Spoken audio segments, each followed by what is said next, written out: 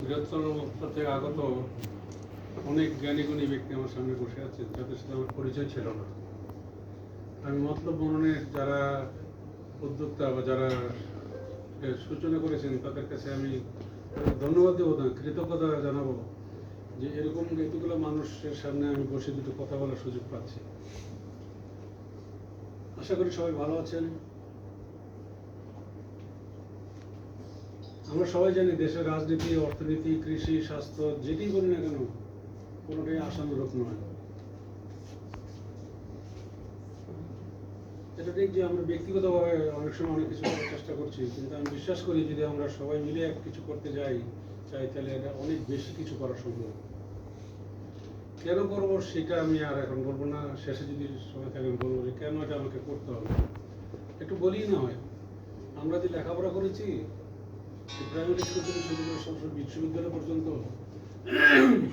এর পিছনে কত টাকা ব্যয় হয়েছে অঙ্কটা কি আমরা জানি? কেউ জানি না, কিন্তু অঙ্কটা নেহাত কম। প্রশ্নটা হচ্ছে সেই অঙ্কটার কত অংশ আমার বাবা মায়ের পরিবারের, বাকিটা কার? জনগণের। জনগণের টাকায় আমি লেখাপড়া করেছি, বুয়েটে 4 বছর লেখাপড়া করেছি, হলের সিট বেড়া ছিল মাত্র 5 টাকা, স্কলারশিপ পেতাম 75 টাকা, বেতন সম্মত দেওয়াই লাগেনি, বাকিটা কোথেকে আসে? সুতরাং আমরা কিন্তু যদি একটু চিন্তা করি তাহলে স্বীকার করতে বাধ্য যে আমরা জনগণের কাছে ঋণী হয়ে যাচ্ছি। এটা রাজনীতির বিষয় না, বিষয়টা হচ্ছে we all are born, brought up and educated in the expensive society. এখন যা খাচ্ছি, পড়ছি, ব্যবহার করছি, these all are being produced by the society. ভুল বললাম কিছু? Now the question is how to reciprocate. এমনকি আমার কোম্পানিতে বা আমাদের সাথে যারা কাজ করছে, they are the product of the society. একটু ভাবার বিষয়। তো যাই হোক, সেই আলোচনা কিন্তু একটু ইতি দিয়ে আমি বলছি যে আমার কর্মময় জীবনের কিছু অভিজ্ঞতা আপনার সাথে শেয়ার করবো। একটু সময় লাগবে, আশা করি আপনাদের ধৈর্য দিয়ে হবে না, আমি বিশ্বাস করি।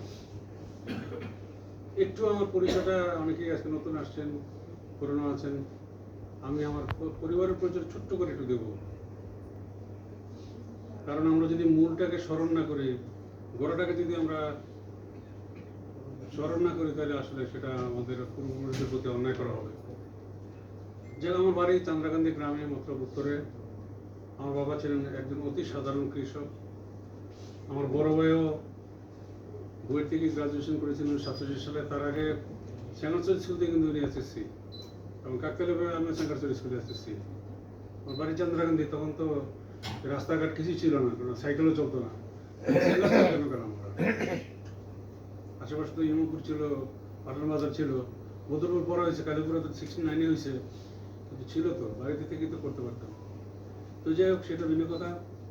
তো আমি আমার 5 বছর বয়সে মাকে হারিয়েছিলাম। কথাটা কেন বললাম, মানে ওই অবস্থা থেকে আল্লাহ পাক কিভাবে উঠে নিয়ে আসলেন আমাদেরকে। বড় ভাইও সবসময় এই কথাটা বলতেন, শুকর কিভাবে করবো, কোথায় হারিয়ে যেতে পারতাম। আল্লাহ তো দয়া করে একেবারে ঘাড়ে দৌড়ে উঠে নিয়ে আসছে। আমি জানি না আমার সাথে কে কত একমত হবে। যাই হোক, তো বড় ভাই আসলে একটু আর্লি চলে গেলেন 2012 সালে। উনি পৃথিবী চিফ ইঞ্জিনিয়ার ছিলেন, 2012 সালে ইন্তেকাল করেছিলেন।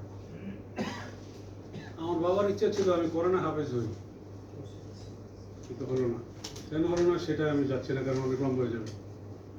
ক্লাস 7-এ রাউতগঞ্জ হাই স্কুলে পড়ি। বাবা আমাকে টুপি, দাড়ি টুপি আর পাঞ্জাবি টুপি পরে সিঙ্গুলা মাদ্রাসা নিয়ে গেল, রায়পুরা, গরিবপুরা, রায়পুরার পাশে কিন্তু সিঙ্গুলা গ্রাম। শশীনের পীর সাহেবের খলিফা ছিলেন উনি। আমিও খুশি। কেন? মাদ্রাসা পড়লে ভালোই হবে, বাড়ির উপর মসজিদ আছে, আজান দিব, নামাজ পড়বো, ইমামতি করবো, বাড়িতে থাকতে পারবো। বাড়ির প্রতি প্রচন্ড তখন মানে মহব্বত আছে, এখনো আছে, একেবারে হারা যায়, ততটা নেই। তো যাই হোক, কিন্তু সেটাও হলো না। কেন হলো না সেই গল্পে আমি যাচ্ছি না। তাহলে এখন কি করণীয়? ইন্টারপ্রেটিভ বায়োলজি কম্পালসারি নিলাম, কি জন্য? ডাক্তারি পড়বই, কারণ ডাক্তার হলে বাড়িতে থাকা যাবে, মানুষের সেবা করা যাবে। আসল কথাটা বাড়িতে থাকা, এটি মূল কথা। তো যাই হোক 71-এ এইচএসসি পরীক্ষা দিয়েছিলাম। 9 মাস কোথায় ছিলাম এই গল্পটা কিন্তু আমি কারোর সাথে করি না, কারণ আমি বিশ্বাস করি যারা মুক্তিযুদ্ধ করেছে তারা নামের জন্য করে নাই, কোনো কিছুর প্রত্যাশায় করে নাই। এই নিয়ে আর কথা নাই বাবা, লাভ করুন, আমরা জানি সবাই সেটা। যাই হোক, তো ডাক্তারি পড়বই, ঠিক আছে। এদিকে ঢাকা মেডিকেলে 72 সালের শেষে পরীক্ষা দিলাম ইন্টারভিউ টেস্টে, কোনো প্রস্তুতি ছাড়া। কারণ তখন সিদ্ধান্ত নিয়ে নিয়েছি ডাক্তারি পড়বো না, যে কারণে বুয়েটে ভর্তি পরীক্ষা দিয়ে ভর্তি হয়ে গেছি। তো ভাই বলল দে না, একটা পরীক্ষা দে, পড়াশোনা করস। জাস্ট কলমটা হাতে নিয়ে পরীক্ষা দিলাম, 75% নাম্বার পেলাম, কিন্তু চান্স পেলাম না। কেমনে? সেটা হলো নিয়মের মারপেটে পড়ে গেছিলাম। যাক, সেটাও যাচ্ছে না, আমি সরকারকে পড়ছি। যাই হোক, তারপর তো বুয়েট থেকে তো পাশ করে বেরিয়ে গেলাম 77 সালে। চাকরিটা পেয়ে গেলাম রানা কনস্ট্রাকশন কোম্পানিতে। তো জয়েন করার 3 সপ্তাহের মাথায় যিনি ডাইরেক্টর ছিলেন বুয়েটেরই, তখন বুয়েট ছিল না, 61-এ আসলে ইঞ্জিনিয়ারিং কলেজ ছিল, সেখান থেকে উনি পাশ করেছিলেন। উনি আমাকে একটা প্রশ্ন করেন অদ্ভুত। তাহলে আমাদের পরিচয় কি?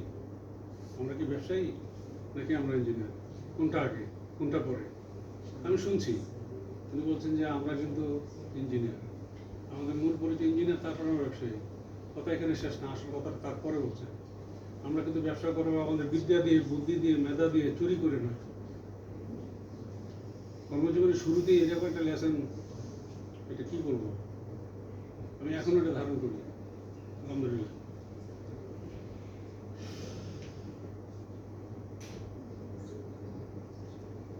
ব্যবসার কথাটা বলো, তাই তো? হাদিস শরীফে আছে, আমানতদার ও সত্যবাদী ব্যবসায়ীগণ নবী ও সিদ্দিকগণের দলবদ্ধ। আরেকটা বর্ণনা আছে, উত্তম ব্যবসায়ীগণ হাসরের মাঠে উত্তম মর্যাদা লাভ করিবে, বিশেষ মর্যাদা লাভ করিবে। সে অর্থে ব্যবসায়ী বা হতে পারলাম কই?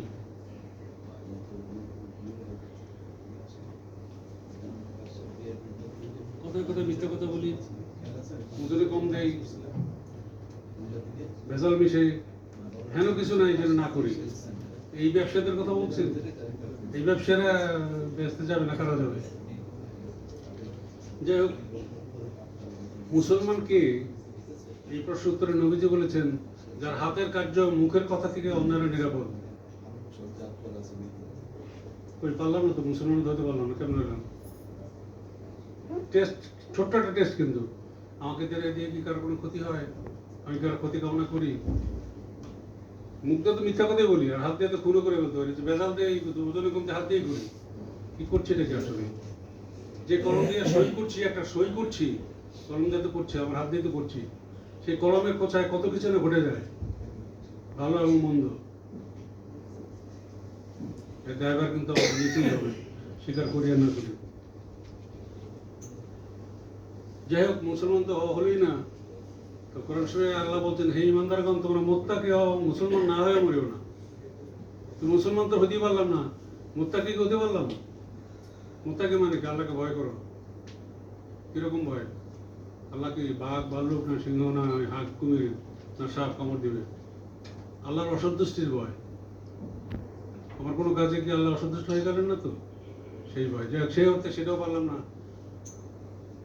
আর সর্বশেষ, ইমান যেটা আছে এত দুর্বল যে আজরাইল সালাম এসে যখন ধরবে, শয়তানের দাগাবাজিতে ইমানটাও ছুটে যাবে। আল্লাহর কাছে দোয়া করি আমরা যেন, আল্লাহ যেন আমাদের ইমানটা রক্ষা করতে সাহায্য করেন। যাই হোক, তবে আশার কথা হলো আল্লাহ ক্ষমাশীল এবং ক্ষমা করতে ভালোবাসেন। শর্ত একটাই, ক্ষমা চাওয়া। এই মুখে মুখে সারাদিন আস্থা করবো না, মুখে মুখে লাভ তো নেই কিছু। অন্তরে অন্তঃস্থল থেকে আমার পিছনে আমরা জানি, কিন্তু কে কি করেছে আমরা আল্লাহ জানেন, আর আমি জানি আমি কে আসলে কোথায় কি পাপ করেছি।